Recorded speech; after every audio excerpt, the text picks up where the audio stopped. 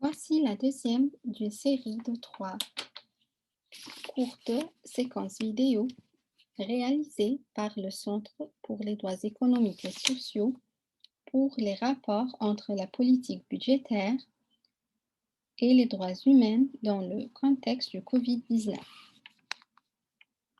Cette vidéo présente un cadre pour comprendre les différentes relations entre la politique budgétaire et les droits humains.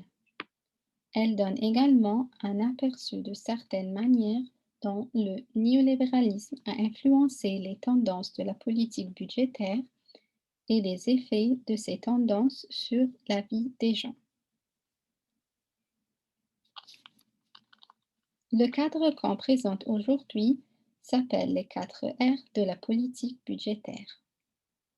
Premièrement, utilisé par les partisans de la justice fiscale, on trouve ce cadre utile dans étudier et comprendre les liens entre les décisions des politiques budgétaires et leur impact sur les droits des personnes. Premièrement, de manière plus directe, la politique budgétaire fournit les ressources nécessaires pour financer des infrastructures essentielles, des services publics et des programmes sociaux qui sont tous indispensables pour garantir le respect et la réalisation des droits des personnes.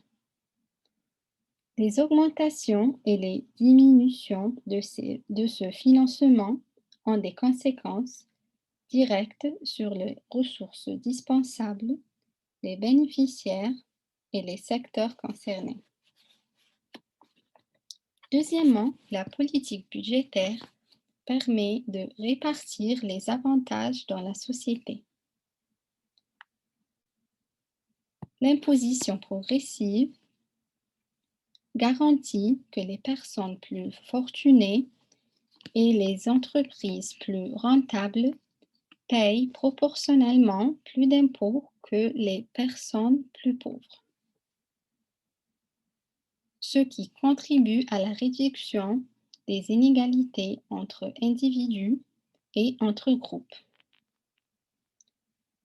L'imposition régressive, qui est exactement le contraire de l'imposition progressive, permet aux riches particuliers et aux entreprises prospérées de concentrer les ressources.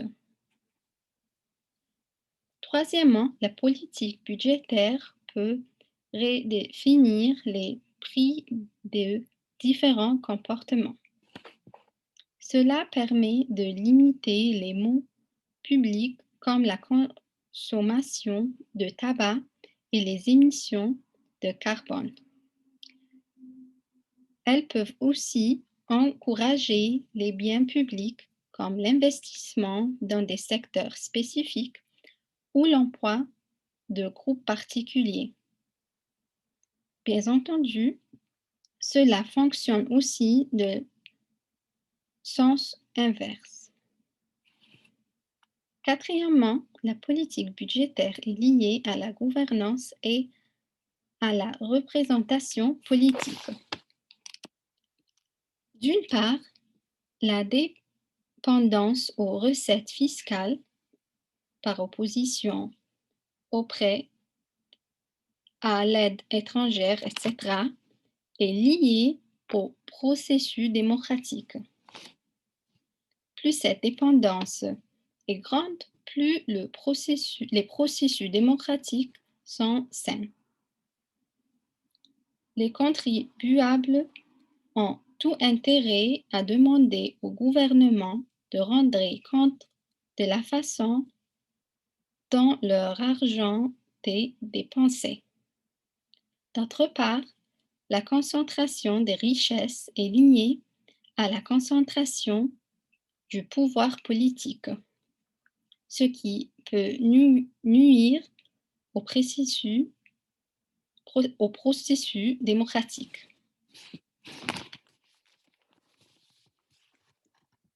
Le système économique en place, comme nous l'avons dit dans la vidéo précédente,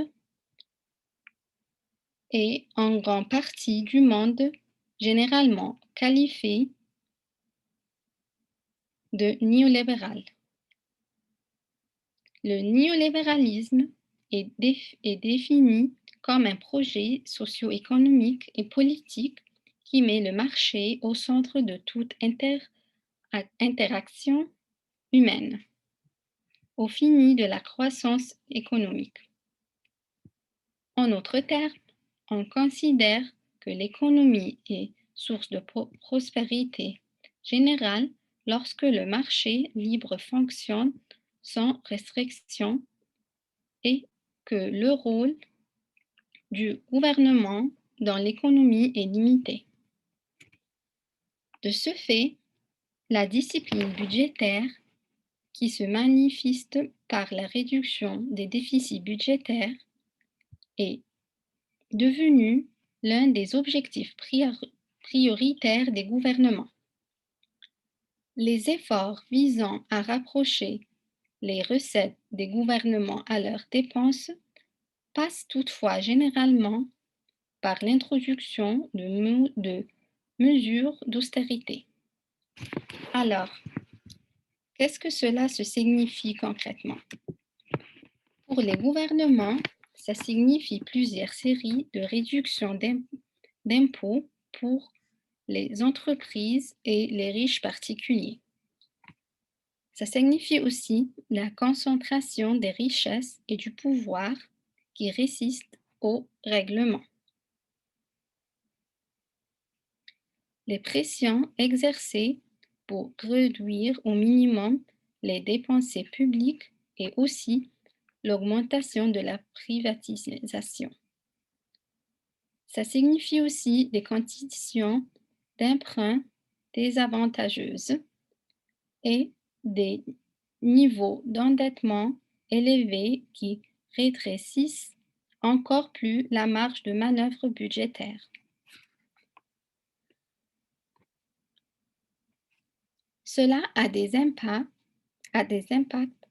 directs et indirects sur les ménages. Pour les ménages,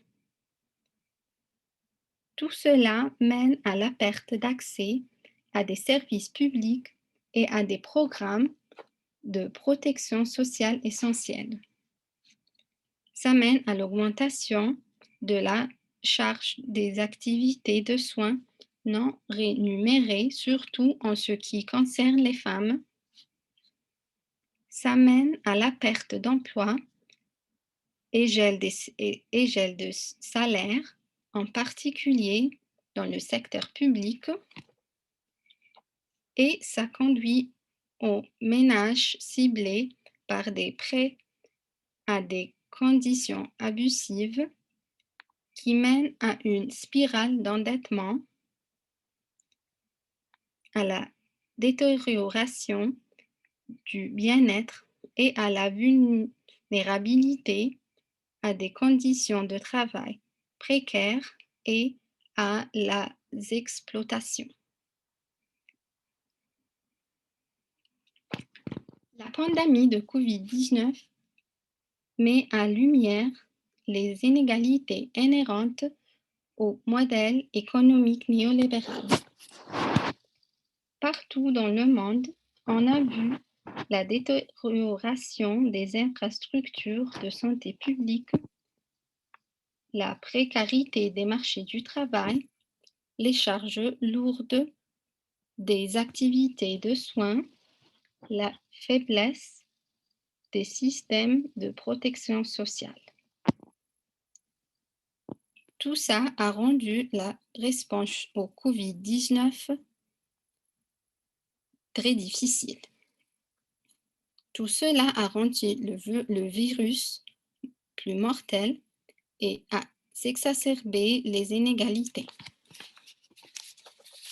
Selon un rapport d'Oxfam, il faudra plus de 10 ans aux personnes les plus pauvres pour se relever des impacts économiques de la pandémie. Le rapport aussi montre que les 10 hommes les plus riches au monde ont vu leur fortune totale augmenter de plus de 500 milliards de dollars depuis le début de la pandémie. Mais cette pandémie a également permis d'ouvrir le débat sur la manière de faire les choses différemment.